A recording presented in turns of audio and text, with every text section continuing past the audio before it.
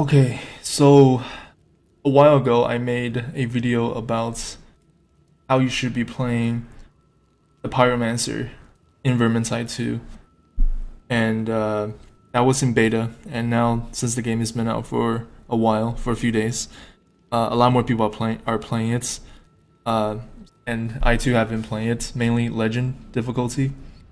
And I think I've started to kind of understand some of the main points of this character and how you really should be playing it now that the game has been kind of finalized.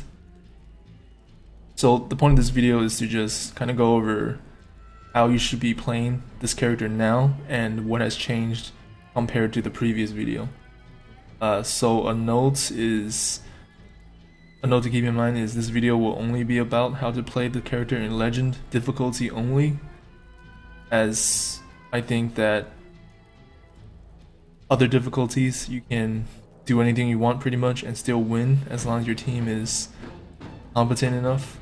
But for Legend difficulty especially, I think right now is a little bit unfair and can be heavily RNG based, and to maximize your time investment in this mode, really want to have a good team comp. You really need to understand the maps, and you need to have good knowledge of how to face each of the enemies. Okay, so we'll just jump right into it. Good day. And so far, Alright, so first off, for the weapons, I am still using the dagger and the bolt staff.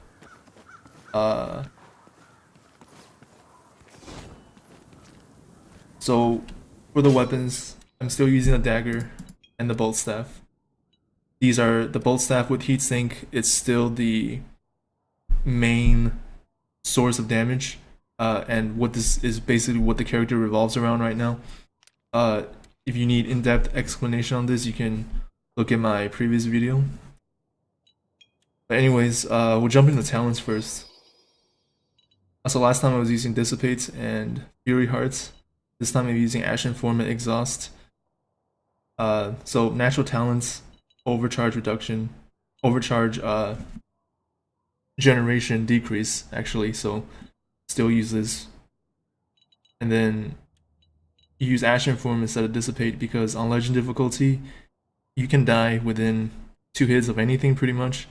So this helps, especially against bosses like Biotrolls, especially because they're the worst kind of bosses. So you want to get this to increase survivability. And the reason why Dissipate kind of fell out of favor is because when the enemies are so buffed and they have so much health, even on Storm Vermin for example, you will have problems killing them in packs. And when a lot of them charges at you, you basically, when there's a lot of enemies on the map, it doesn't matter how fast your decay speed is, you will still build up overcharge to the point where you'll be going over your limits. And this is really just a better talent to have right now.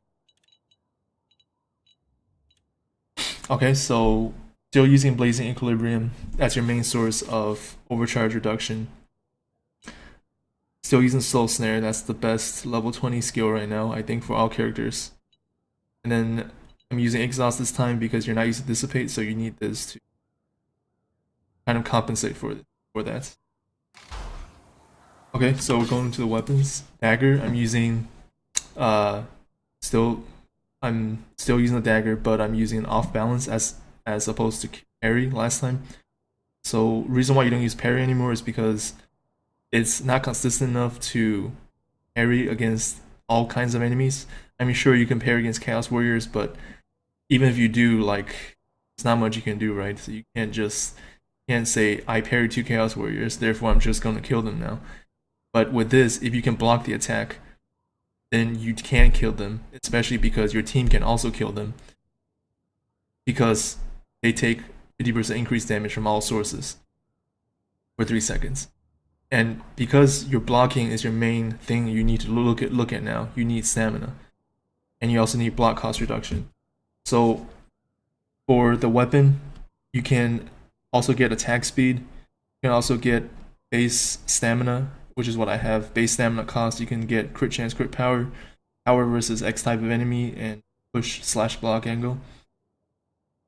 Those are the things. Built for offense, which is not the point of the weapon. The weapon is only used for defense. Going to the ranged weapon. Still using the bolt staff, still using heat sink, and then properties, crit chance, crit power. Obviously, crit chance for your heat sink, crit power to increase more damage. The only other property you can have is power versus X type of enemy, which is not nearly as good as these two stats. So. Okay, so for the necklace, you can get base stamina cost reduction. Block stamina cost reduction. Damage reduction versus X type of enemy, player health, and push block angle. Obviously, the best two out of those options are stamina and player health.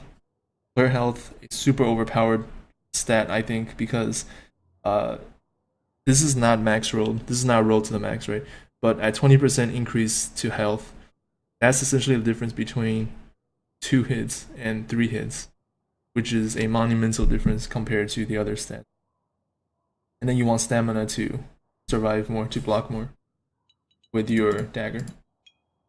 Okay, so for your charm, you can get attack speed, you can get crit power, and you can also get power versus X type of enemy.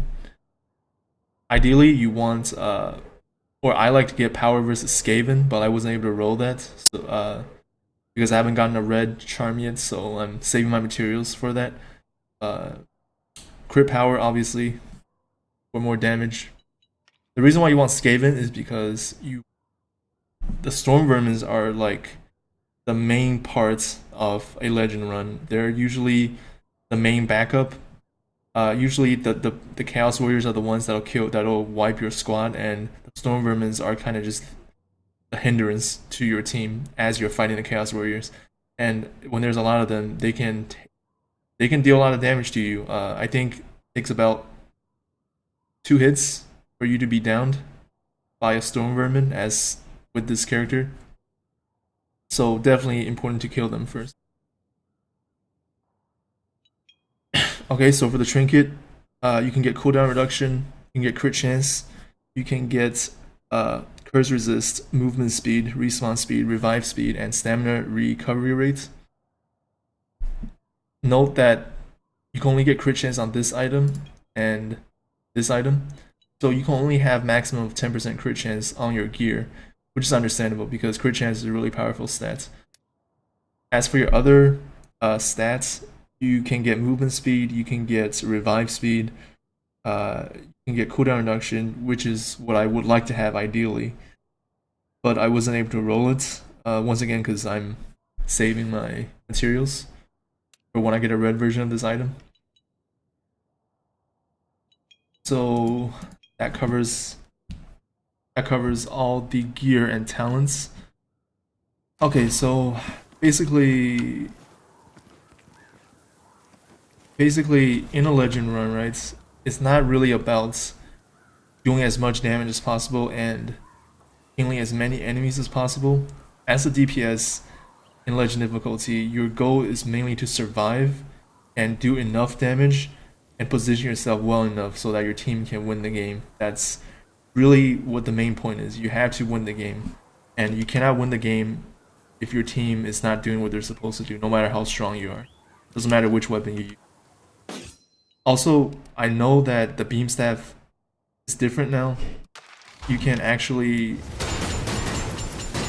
on right click, you see that after right clicked, it basically consumed twice of what overcharge I've already gained up and doubled my damage.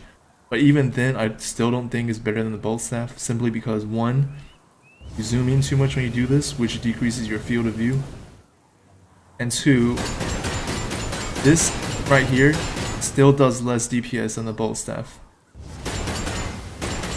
and that'll always be true. So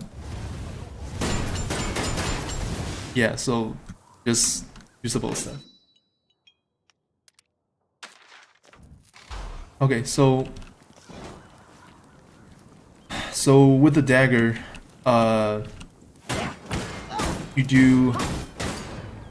you do a pretty good damage on non-armored enemies. And into the head, you do about 4 times that damage. But the main point I want to focus on is against armored enemies. So with armored enemies, you don't want to be doing this, because as you see, you'll be doing 0 damage. Even against the storm vermins without a shield, you don't want to be doing this, because you still could be doing 0 damage. But what you really want to be doing is hold down your left click, and then boom. What that is I press the left mouse button again after holding down my left click. You want to just aim for the head. This applies to any armored units, storm vermin, chaos warrior, and then the ones with the shields, anything pretty much. You just want to be doing this. And that's pretty much what we want to be doing against any other enemies too, because as you swipe like this, you are actually applying a dot effect. You're actually applying fire dot effects on all of your enemies. So for the Skavens, if you just swipe like this, and note that this weapon has really fast charge up attack, that's why I think this item is incredibly good right now. See how fast it charges up. Dash, usually you go like this, dash, block, go like this again, dash, block, go like this, and then nail the head. And it takes about 3 hits to kill Chaos Warrior with these kind of hits. So you just want to be careful and just block properly, right? And then with the Bolt Staff, obviously going for the head does more damage than going for the body. But what I really want to note is, what I really want to point out is that you won't be able to knock back Storm Vermins and Chaos Warriors, but if you hit them with your right click, hit a Storm Vermin with your right click, it will actually knock them back, and you should implement that when you're fighting multiple Storm Vermins, because just doing this and backing off will cause them to eventually catch up to you. But if you knock them back a little bit on the head, they'll stagger and then you can finish them up. With Chaos Warriors, again, you want to do this,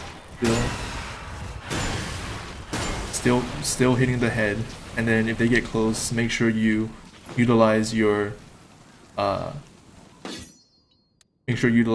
balance ability, and then just kill them afterward. Okay, so that's pretty much it with this video. I think that the game mode might I think the legend difficulty might be changed in the next few patches. I'm not really sure, but it definitely seems to be that there's a lot of RNG right now in the game, and yeah, so I think that's all. Oh, and one last thing, with your career ability, you can actually snipe Chaos Warriors. If you aim, so here's my cursor. So this is a Chaos Warrior right here, and I haven't aggroed him yet, and I just want to kill him in one hit. You want to aim a little bit up, and as long as there's no enemies directly in front of you, it'll go for the head. That didn't go for the head there, but yeah, if you aim close enough, if this was an actual enemy, you aim close enough, it will go for the head, and it'll do. Right now, I'm doing 435 crit damage, which is well above the health of a Chaos Warrior, so that'll one-shot it. Okay, so I hope you enjoyed this video.